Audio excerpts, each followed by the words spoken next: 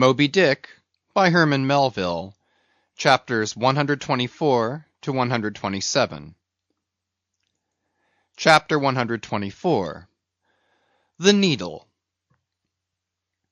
Next morning, the not yet subsided sea rolled in long, slow billows of mighty bulk, and striving in the Pequod's gurgling track, pushed her on like giants' palms outspread. The strong, unstaggering breeze abounded so, that sky and air seemed vast outbellying sails; the whole world boomed before the wind. Muffled in the full morning light, the invisible sun was only known by the spread intensity of his place, where his bayonet rays moved on in stacks. Emblazonings as of crowned Babylonian kings and queens reigned over everything. The sea was as a crucible of molten gold that bubblingly leaps with light and heat. Long maintaining an enchanted silence, Ahab stood apart, and every time the teetering ship loweringly pitched down her bowsprit, he turned to eye the bright sun's rays produced ahead; and when she profoundly settled by the stern, he turned behind and saw the sun's rearward place, and how the same yellow rays were blending with his undeviating wake. Ha! ha! my ship, thou mightest well be taken now for the sea chariot of the sun. Ho! ho! all ye nations before my prow, I bring the sun to ye. Yoke on the further billows; hallo! a tandem, I drive the sea. But suddenly, reined back by some counter thought, he hurried towards the helm, huskily demanding how the ship was heading. "East sou' east, sir," said the frightened steersman. "Thou liest," smiting him with his clenched fist. "Heading east at this hour in the morning, and the sun astern!" Upon this every soul was confounded, for the phenomenon just then observed by Ahab had unaccountably escaped every one else, but its very blinding palpableness must have been the cause. Thrusting his head halfway into the binnacle, Ahab caught one glimpse of the compasses; his uplifted arm slowly fell; for a moment he almost seemed to stagger. Standing behind him, Starbuck looked, and lo! the two compasses pointed east, and the Pequod was as infallibly going west. But ere the first wild alarm could get out abroad among the crew, the old man, with a rigid laugh, exclaimed, "I have it! It has happened before. Mr. Starbuck, last night's thunder turned our compasses; that's all. Thou hast before now heard of such a thing, I take it?"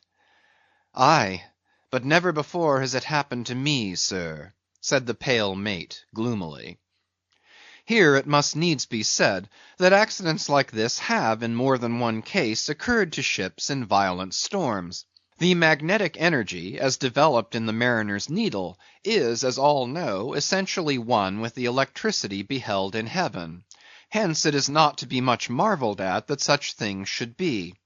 Instances where the lightning has actually struck the vessel, so as to smite down some of the spars and rigging, the effect upon the needle has at times been still more fatal, all its lodestone virtue being annihilated; so that the before magnetic steel was of no more use than an old wife's knitting needle. But in either case the needle never again of itself recovers the original virtue thus marred or lost; and if the binnacle compasses be affected, the same fate reaches all the others that may be in the ship, even were the lowermost one inserted into the kelson.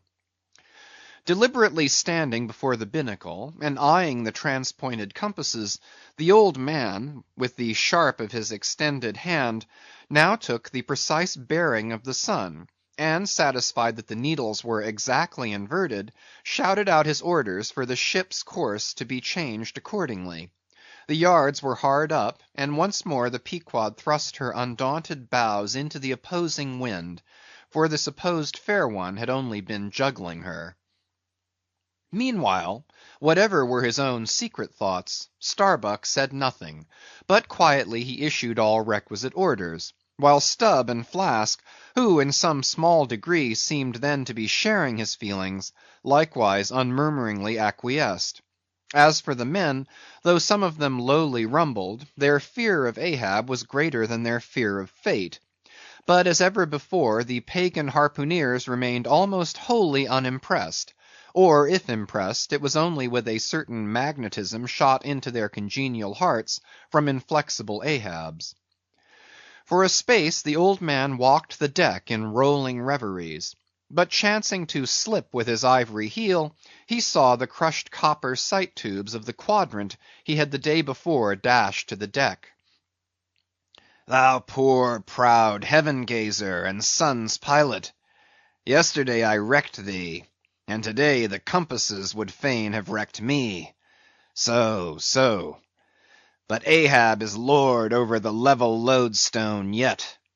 Mr. Starbuck, a lance without a pole, a top-maul, and the smallest of the sailmaker's needles. Quick! Accessory, perhaps, to the impulse dictating the thing he was now about to do, were certain prudential motives, whose object might have been to revive the spirits of his crew by a stroke of his subtle skill, in a matter so wondrous as that of the inverted compasses. Besides, the old man well knew that to steer by transpointed needles, though clumsily practicable, was not a thing to be passed over by superstitious sailors without some shudderings and evil portents. Men, said he, steadily turning upon the crew, as the mate handed him the things he had demanded. My men, the thunder turned old Ahab's needles; but out of this bit of steel Ahab can make one of his own, that will point as true as any. Abashed glances of servile wonder were exchanged by the sailors as this was said, and with fascinated eyes they awaited whatever magic might follow. But Starbuck looked away. With a blow from the top-maul, Ahab knocked off the steel head of the lance, and then handing to the mate the long iron rod remaining, bade him hold it upright, without its touching the deck.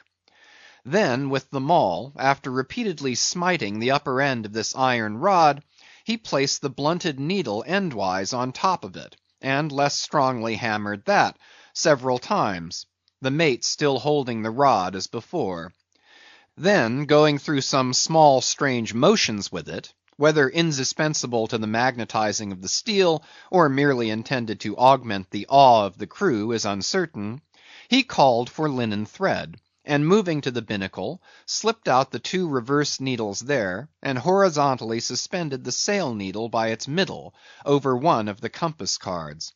At first the steel went round and round, quivering and vibrating at either end, but at last it settled to its place, when Ahab, who had been intently watching for this result, stepped frankly back from the binnacle, and pointing his stretched arm towards it, exclaimed, Look ye for yourselves if Ahab be not lord of the level lodestone.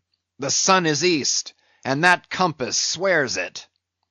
One after another they peered in, for nothing but their own eyes could persuade such ignorance as theirs, and one after another they slunk away. In his fiery eyes of scorn and triumph, you then saw Ahab in all his fatal pride. Chapter 125. The Log and Line. While now the fated Pequod had been so long afloat this voyage, the log and line had but very seldom been in use. Owing to a confident reliance on other means of determining the vessel's place, some merchantmen and many whalemen, especially when cruising, wholly neglect to heave the log, though at the same time, and frequently more for form's sake than anything else, regularly putting down upon the customary slate the course steered by the ship, as well as the presumed average rate of progression every hour. It had thus been with the Pequod. The wooden reel, an angular log attached, hung, long untouched, just beneath the railing of the after bulwarks. Rains and spray had damped it, sun and wind had warped it, all the elements had combined to rot a thing that hung so idly. But heedless of all this, his mood seized Ahab, as he happened to glance upon the reel not many hours after the magnet scene, and he remembered how his quadrant was no more, and recalled his frantic oath about the level log and line. The ship was sailing plungingly; astern the billows rolled in riots. "Forward there! Heave the log!" Two seamen came, the golden‐hued Tahitian and the grizzly Manxman. "Take the reel, one of ye; I'll heave."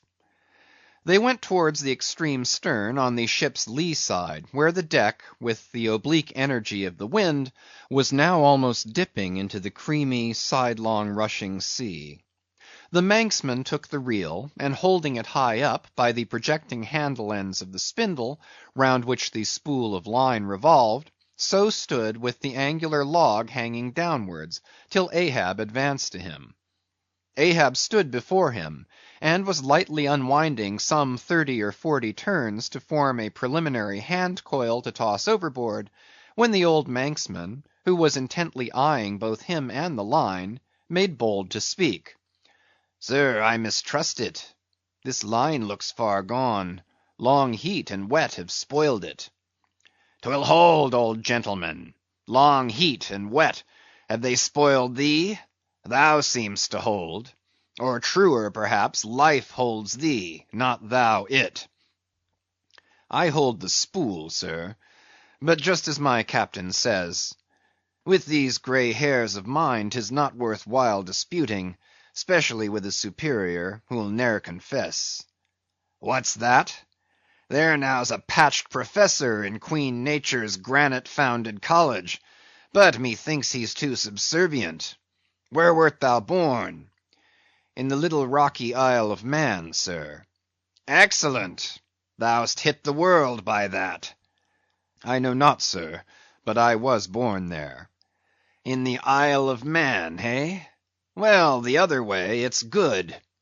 Here's a man from Man; a man born in once independent Man, and now unmanned of Man, which is sucked in by what? Up with the reel!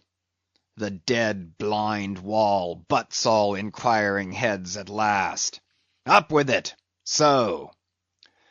The log was heaved. The loose coils rapidly straightened out in a long, dragging line astern, and then, instantly, the reel began to whirl. In turns, jerkingly raised and lowered by the rolling billows, the towing resistance of the log caused the old reelman to stagger strangely. "Hold hard!" Snap! The overstrained line sagged down in one long festoon. The tugging log was gone. "I crush the quadrant. The thunder turns the needles, and now the mad sea parts the log line.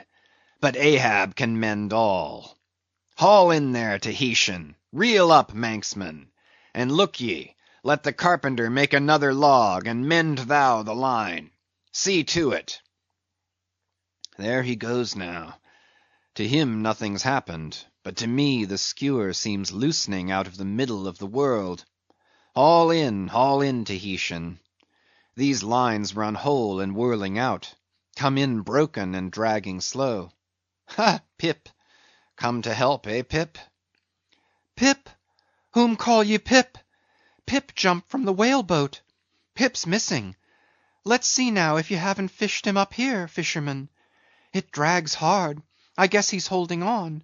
Jerk him, Tahiti; jerk him off; we haul in no cowards here. Ho! there's his arm just breaking water. A hatchet! a hatchet! Cut it off; we haul in no cowards here. Captain Ahab, sir, here's Pip, trying to get on board again." "Peace, thou crazy loon!" cried the Manxman, seizing him by the arm. "Away from the quarter deck." "The greater idiot ever scolds the lesser," muttered Ahab, advancing. "Hands off from that holiness. Where sayest thou Pip was, boy?" "Astern there, sir, astern; low, low." "And who art thou, boy? I see not my reflection in the vacant pupils of thy eyes. Oh, God! that man should be a thing for immortal souls to sieve through. Who art thou, boy?" "Bell boy, sir; ship's crier; ding, dong, ding! Pip, Pip, Pip! £100 of clay reward for Pip! 5 feet high, looks cowardly, quickest known by that. Ding, dong, ding, who's seen Pip, the coward?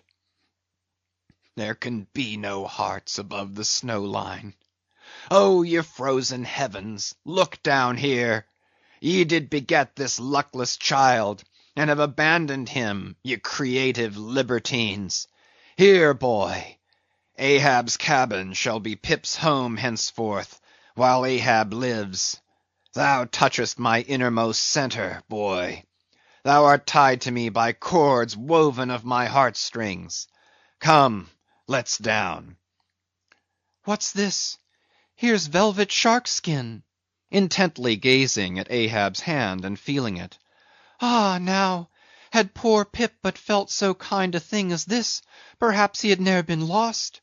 This seems to me, sir, as a man-rope, something that weak souls may hold by. Oh, sir, let old Perth now come and rivet these 2 hands together, the black one with the white, for I will not let this go. Oh, boy, nor will I thee, unless I should thereby drag thee to worse horrors than are here. Come, then, to my cabin. Lo, ye believers in God's all goodness, and in man all ill, lo you, see the omniscient gods oblivious of suffering man, and man, though idiotic, and knowing not what he does, yet full of the sweet things of love and gratitude. Come, I feel prouder leading thee by thy black hand, than though I had grasped an emperor's. There go 2 daft ones now, muttered the old Manxman. One daft with strength, the other daft with weakness. But here's the end of the rotten line, all dripping too. Mend it, eh? I think we had best have a new line altogether. I'll see Mr. Stubb about it. Chapter 126. The Life Buoy. Steering now southeastward by Ahab's levelled steel, and her progress solely determined by Ahab's level log and line, the Pequod held on her path towards the equator. Making so long a passage through such unfrequented waters, descrying no ships, and ere long sideways impelled by unvarying trade winds, over waves monotonously mild, all these seemed the strange calm things preluding some riotous and desperate scene. At last, when the ship drew near to the outskirts, as it were, of the equatorial fishing ground, and in the deep darkness that goes before the dawn was sailing by a cluster of rocky islets, the watch, then headed by Flask, was startled by a cry so plaintively wild and unearthly, like half-articulated wailings of the ghosts of all Herod's murdered innocents, that one and all they started from their reveries, and for the space of some moments stood, or sat, or leaned all transfixedly listening, like the carved Roman slave, while that wild cry remained within hearing. The Christian or civilized part of the crew said it was mermaids, and shuddered, but the pagan harpooneers remained unappalled. Yet the grey Manxman, the oldest mariner of all, declared that the wild thrilling sounds that were heard were the voices of newly drowned men in the sea. Below, in his hammock, Ahab did not hear of this till grey dawn, when he came to the deck. It was then recounted to him by Flask, not unaccompanied with hinted dark meanings. He hollowly laughed, and thus explained the wonder. Those rocky islands the ship had passed were the resort of great numbers of seals, and some young seals that had lost their dams, or some dams that had lost their cubs, must have risen nigh the ship and kept company with her, crying and sobbing with their human sort of wail. But this only the more affected some of them, because most mariners cherish a very superstitious feeling about seals, arising not only from their peculiar tones when in distress, but also from the human look of their round heads and semi-intelligent faces, seen peeringly uprising from the water alongside. In the sea, under certain circumstances, seals have more than once been mistaken for men. But the bodings of the crew were destined to receive a most plausible confirmation in the fate of one of their number that morning. At sunrise, this man went from his hammock to the masthead at the fore, and whether it was that he had not yet half waked from his sleep, for sailors sometimes go aloft in a transition state, whether it was thus with the man, there is now no telling; but be that as it may, he had not been long at his perch when a cry was heard, a cry and a rushing, and looking up, they saw a falling phantom in the air, and looking down, a little tossed heap of white bubbles in the blue of the sea. The life buoy, a long slender cask, was dropped from the stern, where it always hung obedient to a cunning spring, but no hand rose to seize it, and the sun having long beat upon this cask, it had shrunken, so that it slowly filled, and that parched wood also filled at its every pore, and the studded iron-bound cask followed the sailor to the bottom, as if to yield him his pillow, though in sooth but a hard one.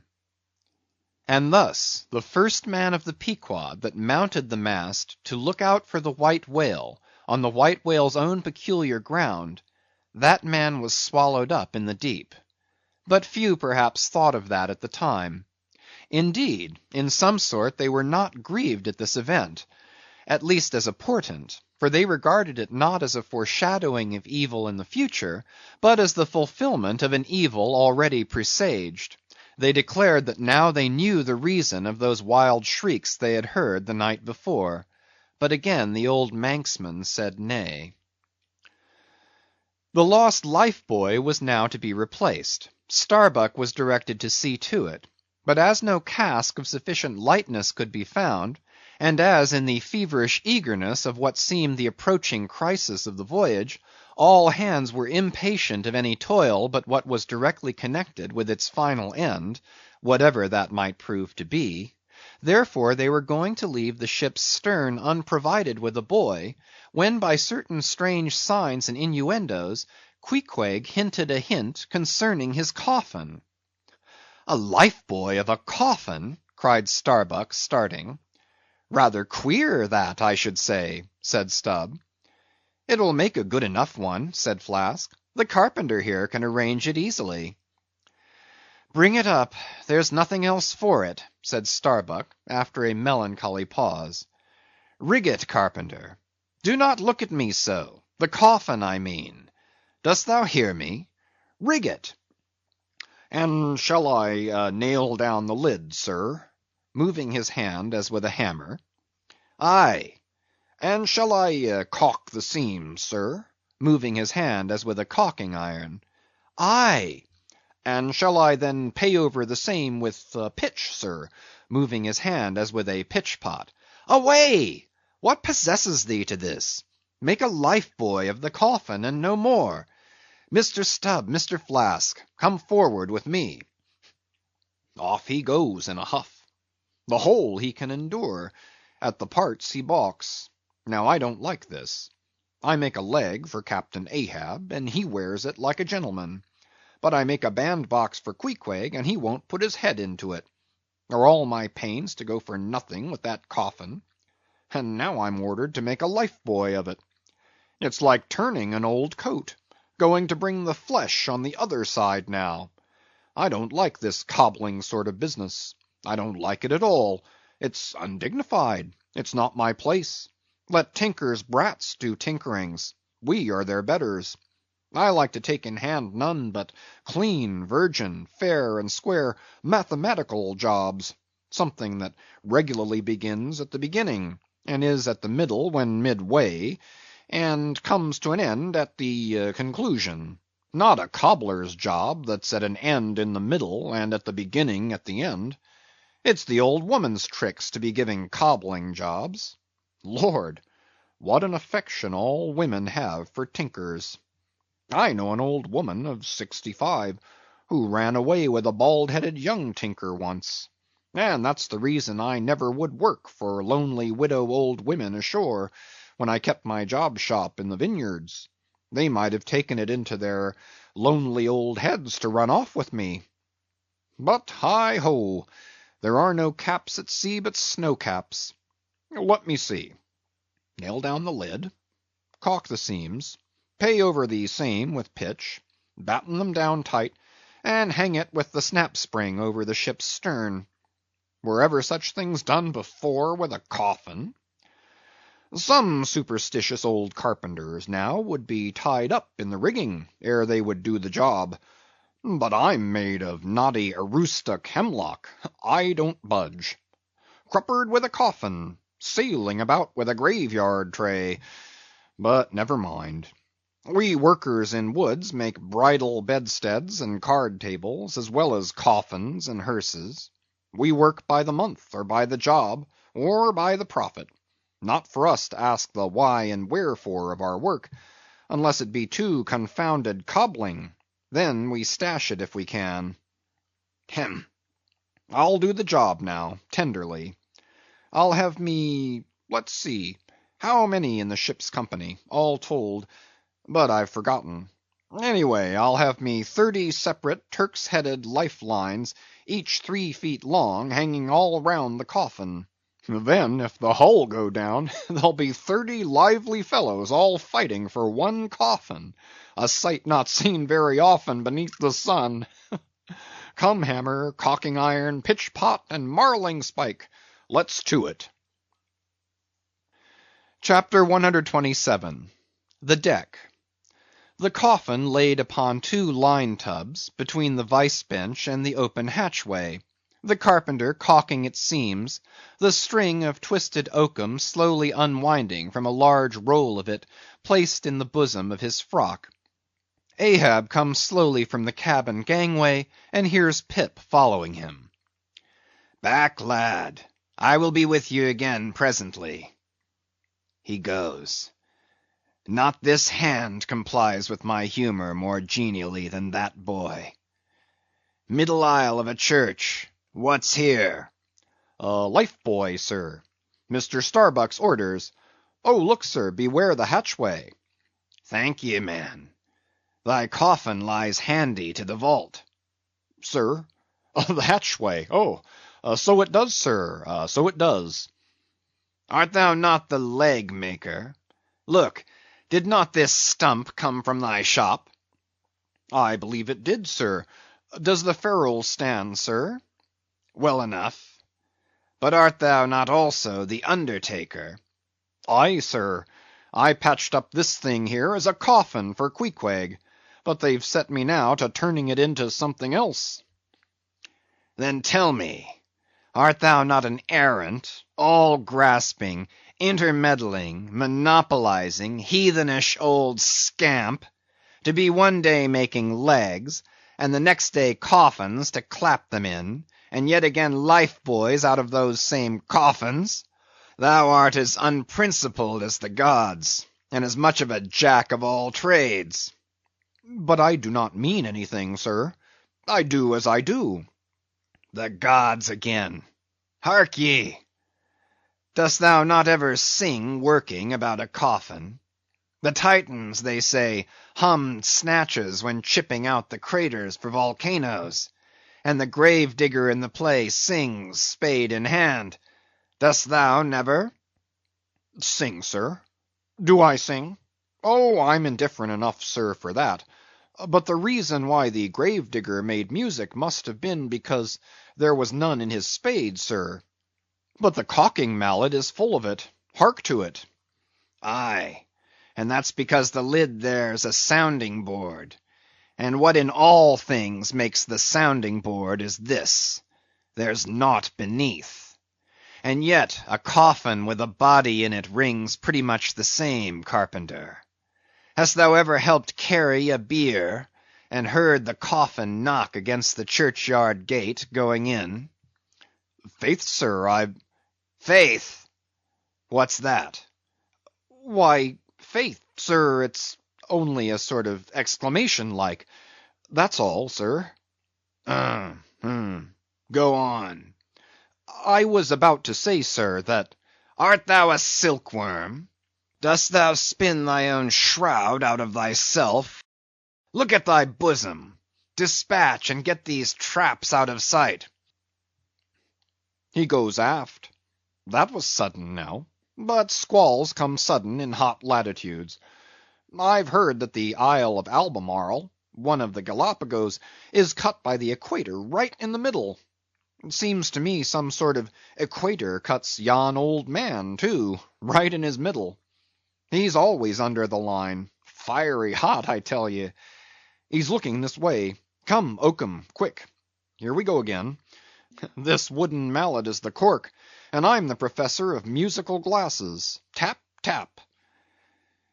Ahab to himself. There's a sight. There's a sound. The grey-headed woodpecker tapping the hollow tree. Blind and dumb might well be envied now. See, that thing rests on two line tubs full of tow lines. A most malicious wag, that fellow. Rat, tat. So man's seconds tick. Oh, how immaterial are all materials. What things real are there but imponderable thoughts? Here now's the very dreaded symbol of grim death, by a mere hap made the expressive sign of the help and hope of most endangered life. A life-buoy of a coffin. Does it go further? Can it be that in some spiritual sense, the coffin is, after all, but an immortality preserver? I'll think of that.